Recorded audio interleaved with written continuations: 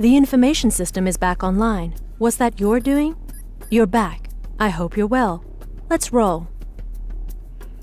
Hello, this is Chiak. We are back again with another set of...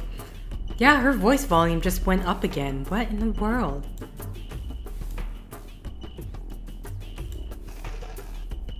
Validate. Okay. So interesting. Yeah, actually, it kind of says, oh, we went offline. But either way, we have another section of floor to check out. Let's see. Oh, wonderful. Dead body over there. Where's this area? Okay.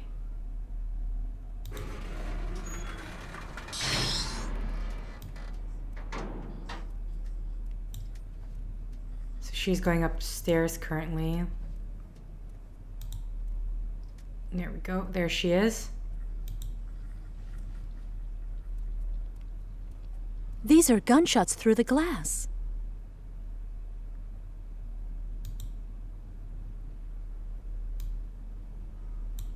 Okay.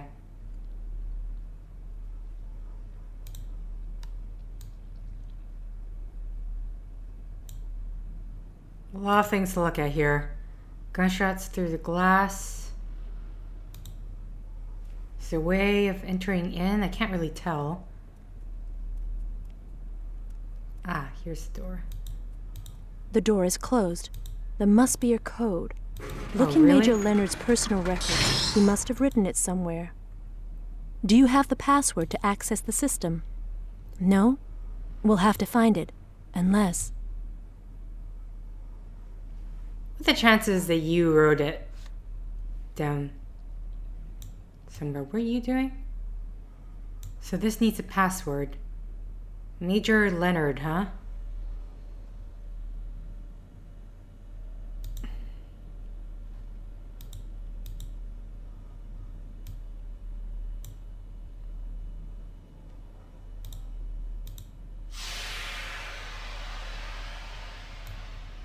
Oh, what did I just do? Oh, we can only have... Oh! There's a snake there. What's her reaction to it?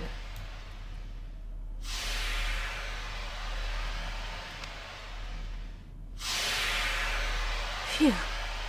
Good riddance. Ah, okay. Well, yay, solved it without trying, really. Alright, let's see. So this over here. The only thing I don't like about this map system, I wish there was an easy way to do this, is just having to click these tiny little points.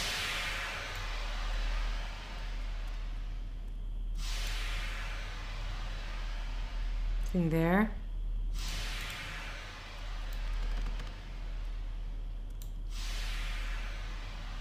Okay, you're just gonna stand right in front of that post there.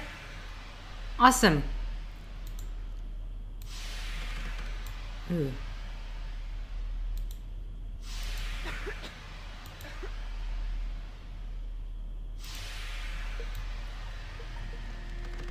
Oh, that sounded like it did something.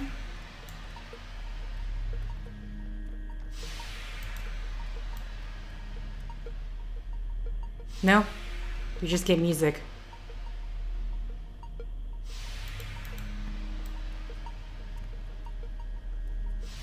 Let's see if anything's here.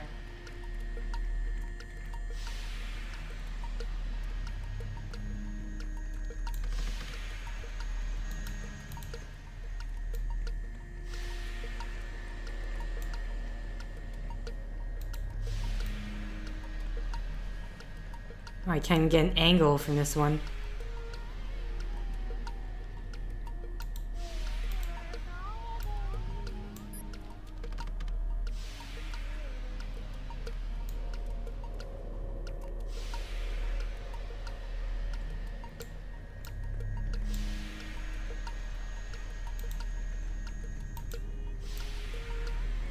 Oh! There is so much in this area. Well, we're going to take you through here. You're going to be in for a surprise.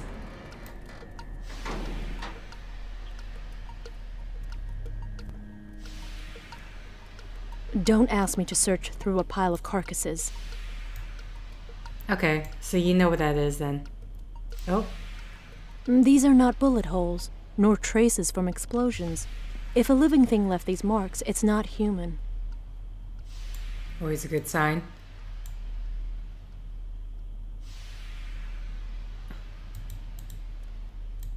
Switch over to that camera. Really doesn't change much. Interesting. What?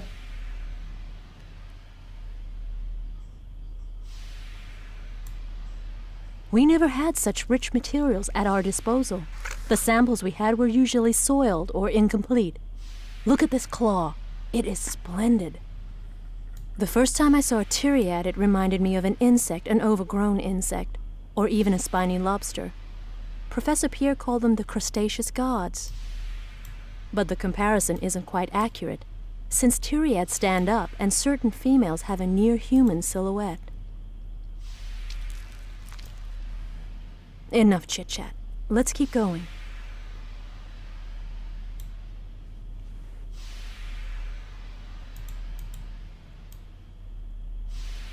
No? Nothing from there? I think I already did that one. Oh, let's just turn this one on. Okay, you're gonna...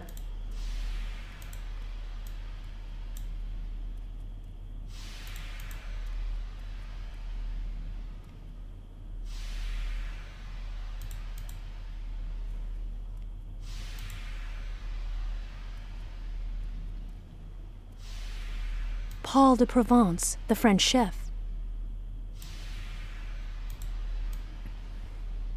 What's this? A recipe book? Look, there's a page bookmarked. The bouillabaisse. Of course, his favorite recipe.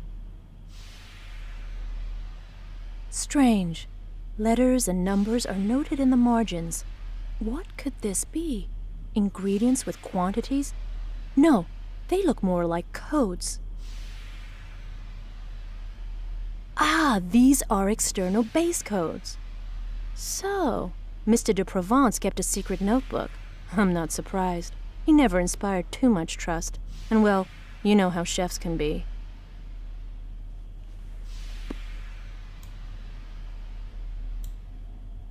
Okay. So that means there's... Ready? Nothing in this area. Could you at least just wait till I...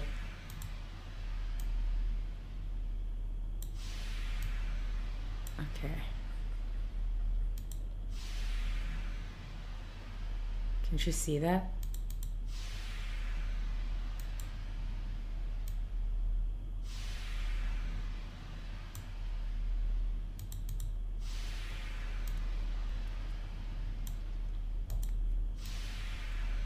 Just gonna continue looking around.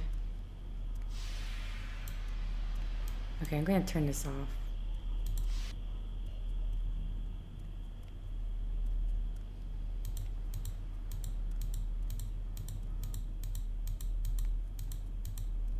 I'm gonna assume she's walking this way. Is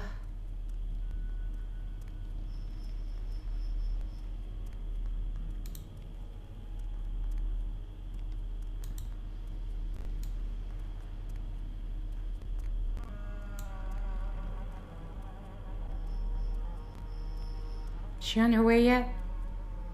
Yeah, she is.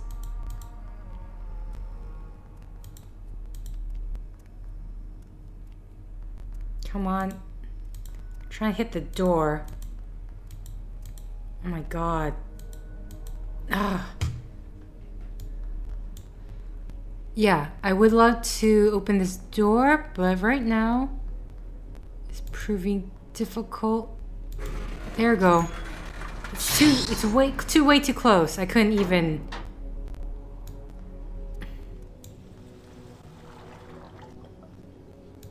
Okay.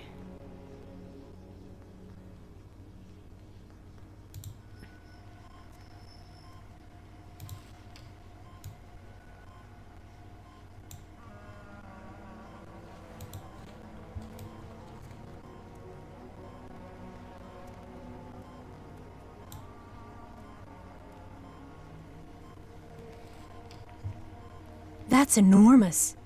What animal goes with this enormous arm?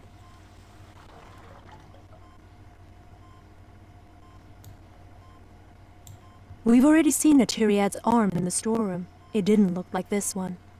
Are there many species of Tyriads? Listen, until now, I haven't explained to you what goes on in the base and the purpose of the research. It seemed too early. But if I don't trust you, you won't be able to help me properly. So I'm going to tell you what I know. A new animal species was discovered a few years ago, the Tyriads. Their metabolism is very peculiar. They secrete a substance called hydroxide oxygen, very toxic to humans when it is concentrated, but once filtered, it has incredible properties. It stops the aging process and encourages the development of extrasensory abilities. We suspect that it would help cure certain incurable diseases. Essentially, it appears to be a youth serum that we named Unique Elixir. Our research attempted to find ways to collect and synthesize it for eventual industrial production. Due to this, we recruit receptors, human subjects supposedly tolerant to hydroxide oxygen, and send them in the depths of the earth where these animals live. There. Now you know everything. Well, everything that the program supervisors told me. I have reason to believe that in reality there's more, and there's more to worry about. I hope to find out more by searching the ship. I kind of wish that she was at least looking at the camera. If not, if she can't do that, be looking at the arm. Because it's just kind of weird having her stare right in front of her and talking, but just talking as if we're right in front of her, and rather than to the camera or be busy doing science stuff.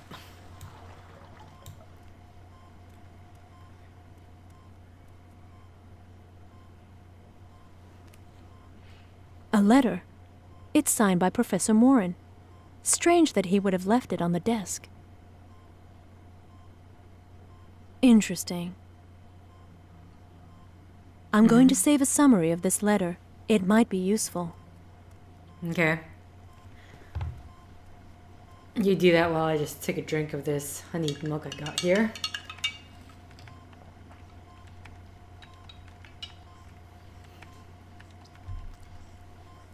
All right.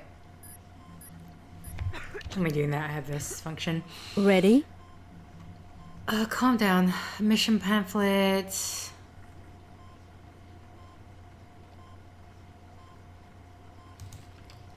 This letter discusses the traffic of outdated medicines, bribes exchanged during surgical operations, and other such shenanigans. Professor Morin provides confidential information that may help confound this sinister character. Therefore, here is his alias, A. Malik Neuroleptic. Okay. Yeah, I'm gonna do that right now, so we can just have it in the system, and then. Oh shoot! Sorry, I'm so used to pressing tab that it'll just go straight down, but that is not the case here.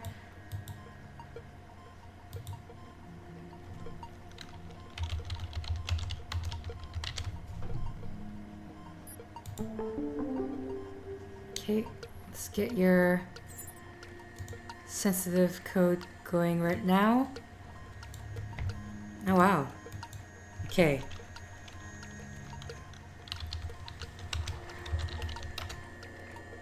No, you need it to be capitalized.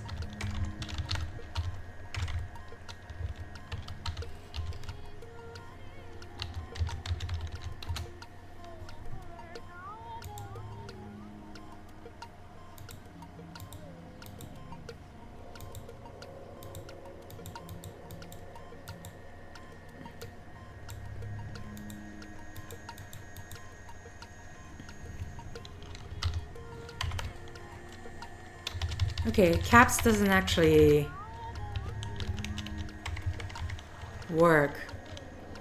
UYUCVUW. Unless that's in code.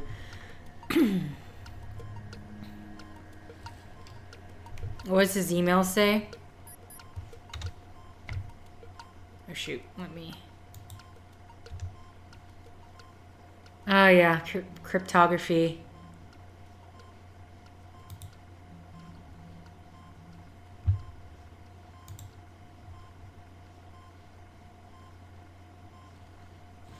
Success. There's his code right there. And then we're supposed to do it, but let's see if it's success.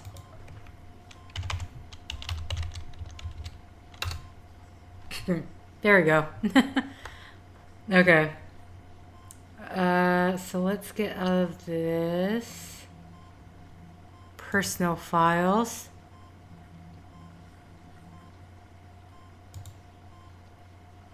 The truth about hydroxide oxygen in humans.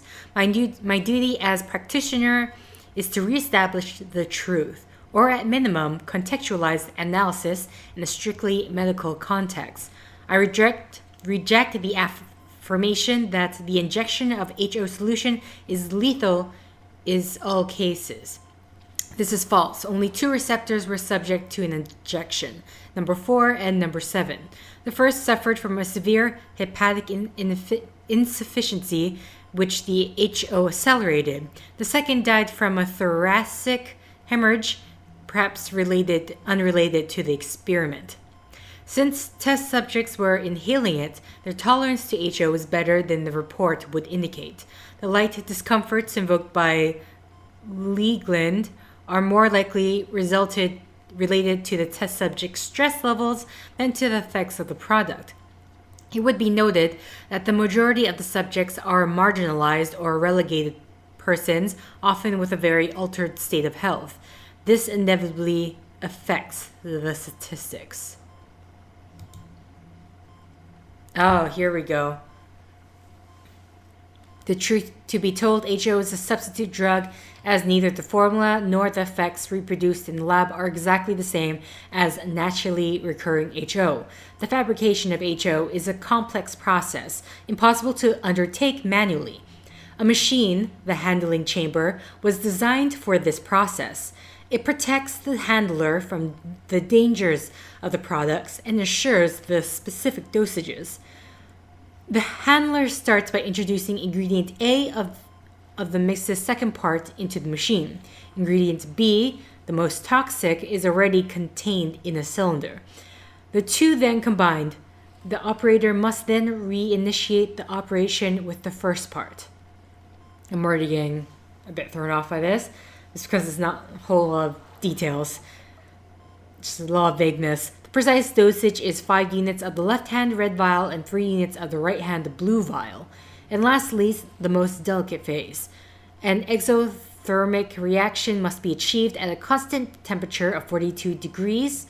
Is that in Celsius and Fahrenheit? Imagine Celsius. Most science uses metric. So anyway, any deviation from this would ruin the mix. If the handler follows these steps, a near identical HO solution will result. Heat responsive HO ingredients. Triethylene oxyate, the first component, and here we go. Here's our components.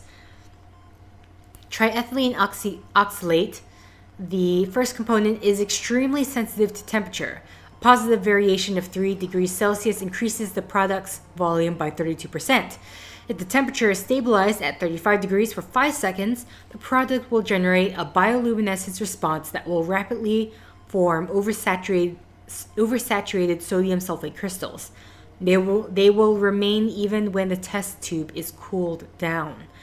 The sodium penhydrate permanganate is more stable but is averse to direct light. A few minutes of exposure will profoundly alter its composition. And lastly, the nitromercurial trisulfate is the most reactive of the 3 components. If heated even slightly, its colors will change to an orange or red spectrum. While the product begins to boil, an explosion is to be imminent after a few seconds. HO synthesis requires not only competent handlers, but handlers with nerves of steel. Okay, and this is, I think, something...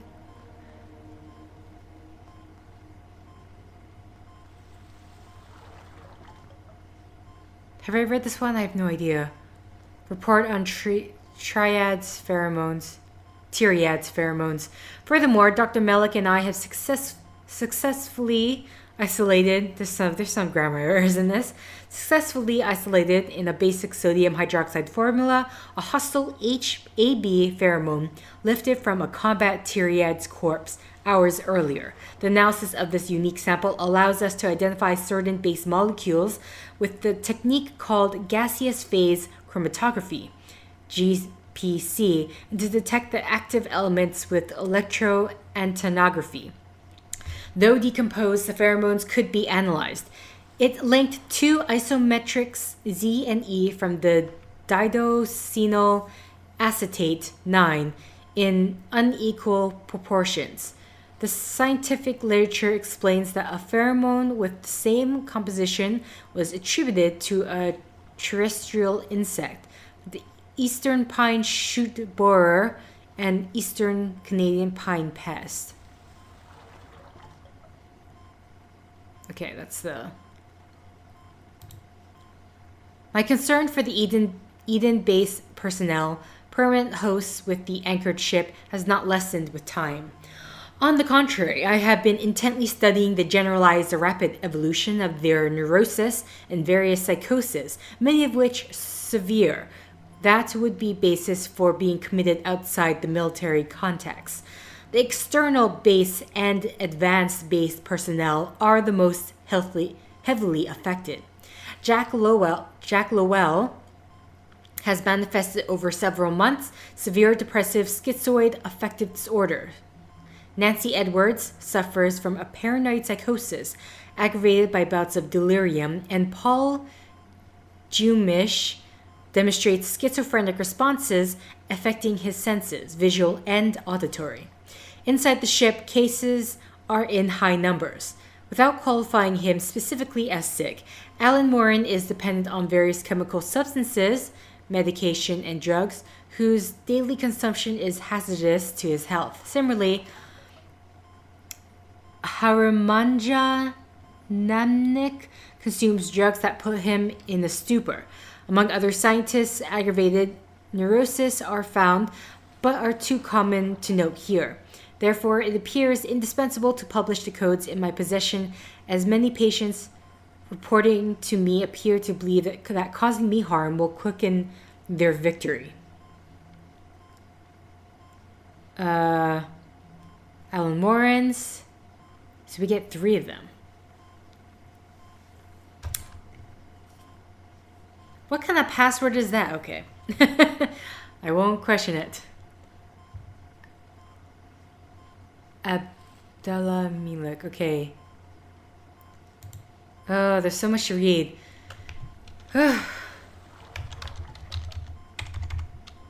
Okay, let's see what else is in here before we...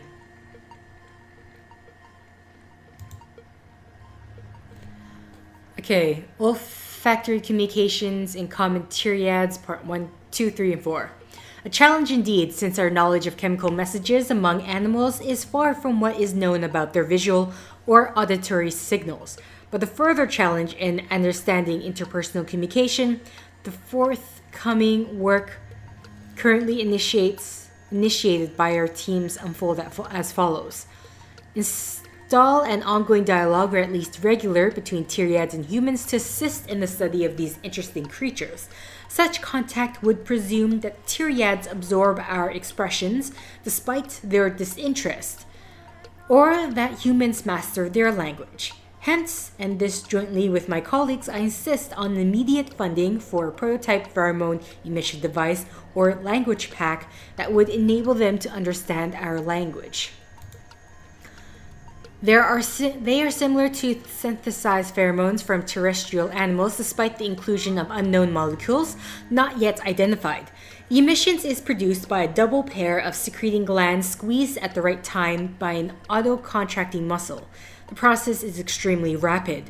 Urgent messages such as alerts, mortal danger attacks are generated, emitted, received, and interpreted within a few hundredths of a second. A much better performance that human interlocutors using words. The comparison, however, is dangerous. There is no proof of Tyriad's intelligence nor of a complex language structure. The current state of our knowledge affirms that these creatures are private by nature and with reason. No experiments thus far have established the maximum distance of the chemical signals, strictly dependent on the environment, depending on their emissions in the hot and humid air of the Earth's depth or in the drier surface atmosphere. The pheromones travel a different trajectory and at varying distances. Another factor to consider, as with humans, is the morphology of the individual emitter. There is nothing similar between the babbling of a young Tyriad's female of the healing breath caste, nursing caste, in the heavy groans of an adult combat Tyriads. Ultimately, we've concluded from the recent observations that the moral state of the interlocutor, I can't say that, director directly impacts the expression of his message. The feeling of rage, for example, multiplies its emission distance by 5. Okay.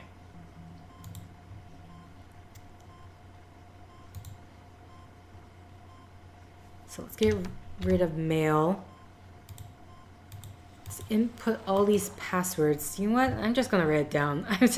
I can't be bothered to go back and forth between this guy's thing and the next.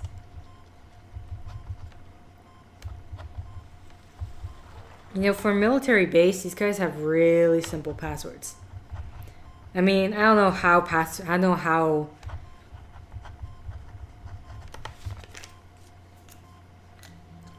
I mean, I'm assuming their internet's all within a closed network, I guess. So, in terms of someone from the outside, I mean, I really don't know. I don't know what I'm talking about. I want to use tab so badly. It would be so useful. Okay. Can I... There you go. Me.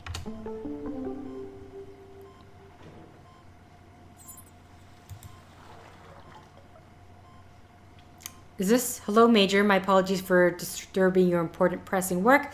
I'd like to discuss concerns about base security and its threat to key personnel members, myself included.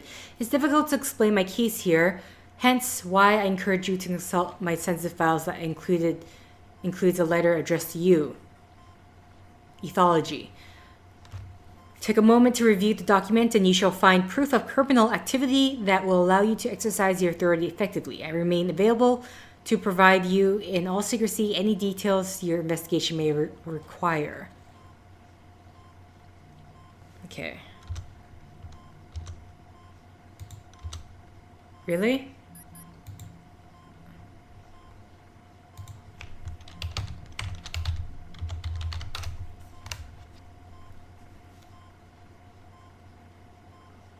Okay, what else is in here? Observed mutation. Alan Morin. Because I can't see. There's so much information that's coming out that hopefully it's not going to mess me up trying to read these all. Meantime. Go there. See if anything's there. I've never seen them from so close. I didn't imagine them like this. They look like some kind of insect. Nasty. Okay, that's all she says. Here, you can leave the room for now. I shall... Hello, Francois. Sorry to disturb you, but I'd like to discuss a sensitive subject with you that I am unable to discuss with my colleagues. It's about the vegetal and animal mutations I've observed recently in the ethology laboratory cages. They are affecting plants, algae, gastropods, and rodents, which were quarantined as soon as this was detected. What is your perspective? Francois. Hello, Alan. Your message worries me tremendously, not to mention the videos transmitted by your assistant. We are witnessing a spontaneous variation phenomena that science has never recorded, I suspect. Will you be referring this to your supervisors? That's precisely the question I wanted to ask you. On one hand, it seems that such a big discovery should not be hidden, and that the entire personnel should be informed. On the other hand, I'm worried about the psychological impact of this announcement. Follow your conscience, Alan. That's all I can advise at this time. What's this card game? I'm going to read just quickly to myself. See.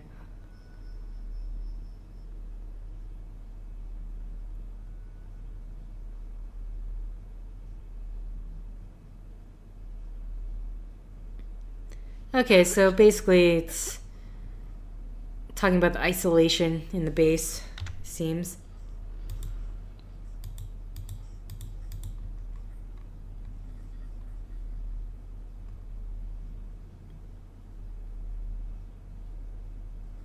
Oh, we can have the...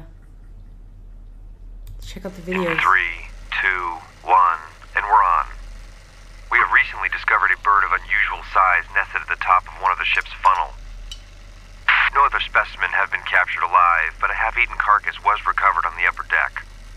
In order to observe the animal in its environment, we figured. But wait, there it is. Incredible. It's some kind of giant crow. Its wingspan may be 2 meters or more. Its bill is hard and curved. It could pierce metal. Strange evolution, and in only one generation. I've noticed the same thing on a ficus and a dwarf palm tree. How can we explain these rapid mutations? I'm worried. Okay, and then there's that snake. I'm assuming that's the thing she encountered. But I successfully diverted it. It was Paul DeProvence, our cook, who alerted me to the python near the storeroom. I have no idea how it got in here. We can see the checkered pattern made by its scales. Wait, let me zoom in. It's a male, about 5 years of age. It has just finished shedding its scales. The dead skin was found in the alleyway of the lower deck. What is most strange is that it doesn't display the same patterns. I've observed several spontaneous mutations of animals on board, a rodent, a bird, several cockroaches. How to explain this? This phenomenon is worrying me tremendously. Are we in the presence of a genetic pathology?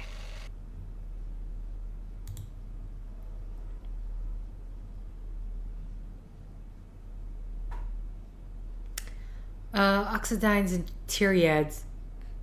None of which, however, have proposed... Okay, what's this? None of which, however, have proposed that the species could have links, not even weak ones, positing a distant relation to our own human species. However, recent studies suggest otherwise. Not only have Tyriads encountered humans, or rather their ancestors from a previous time, but both species have prime linkages as rivals and as allies. These human ancestors living in contact with the Tyriads were called Oxaldines. Unfortunately, we know very little about them. No trace or documentation of this pre-human civilization survives to this day. It is as if the memory of them was purposely erased.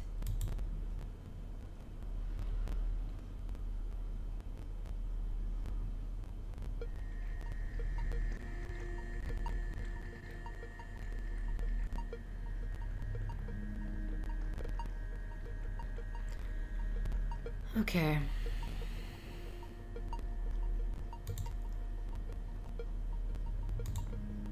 Oh, resignation draft.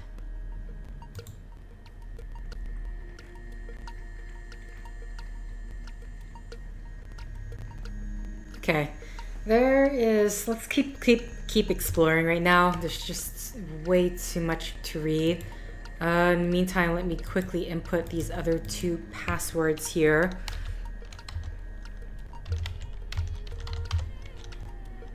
No tab. Gotta remember that. Kim. And then the next one is N. Edwards. One of these guys is gonna have the password, right? For Leonard. Luxury. Okay. Meantime.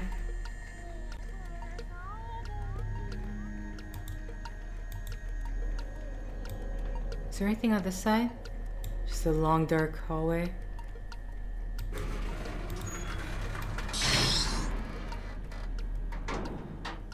That's a good sign. There's a computer terminal in there. Really? You're not gonna...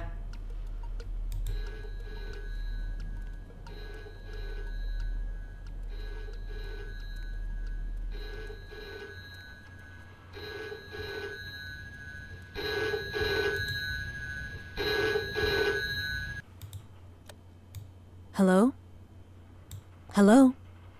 I can't hear anything. Who's on the line? Hello? Are you trying to call me?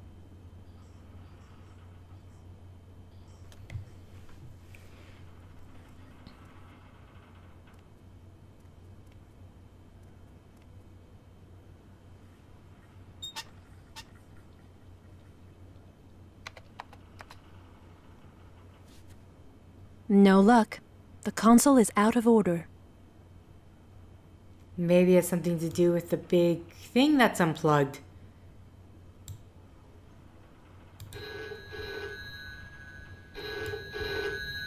Can't you see the line is down?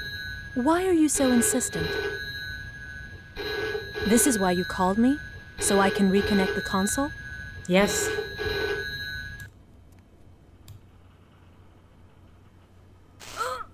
Okay, yeah, don't touch the end with the frying... Oh my goodness. Careful this time.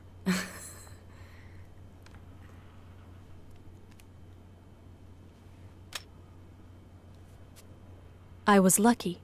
I could have electrocuted myself. Yeah, you... It's working. As long as the short circuits didn't damage the files.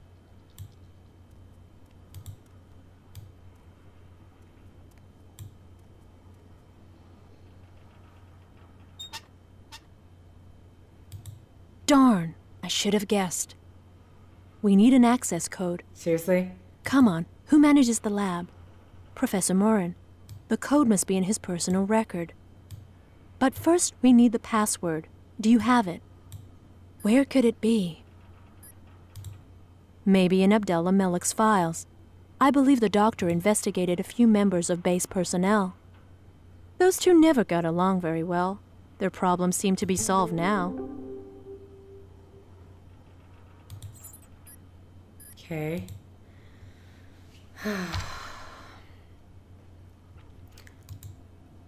Personal files.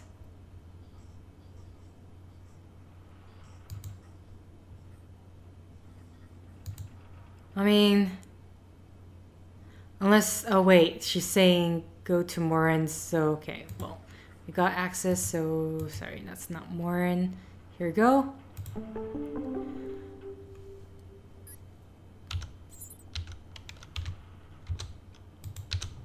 What is, oh, E. I keep trying to press F for files.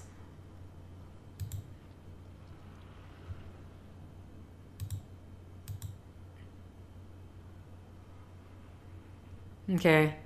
What time is it? Oh, I'm almost, it's almost.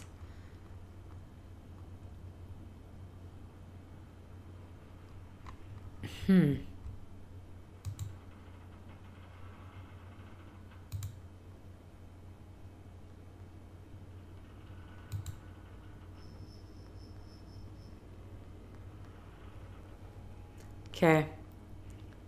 Well, at least let's read this before I cut it to an end here.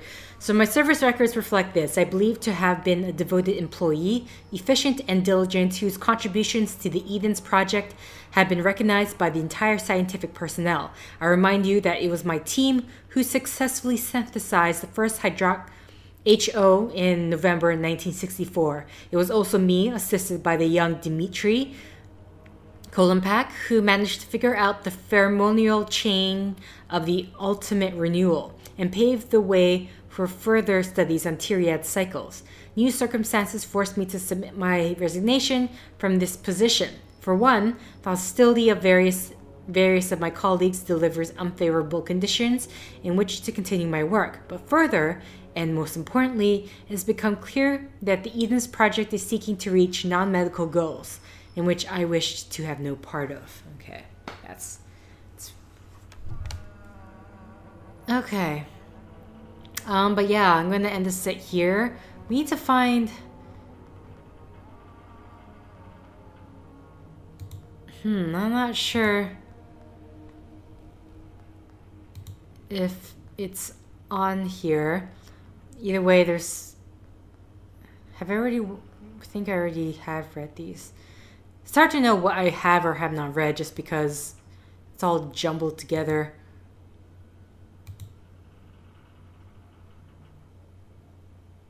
Okay. But yeah, I'm gonna end the set here. I'll read this one because I don't think I've read it before. I think. Is there a way to like... No. Okay. Either way, thank you for liking if you like. Thank you for commenting if you commented. Thank you for subscribing if you subscribed. Thank you for favoriting if you favorited. Thank you for simply clicking on this video. Until next time, guys. See ya!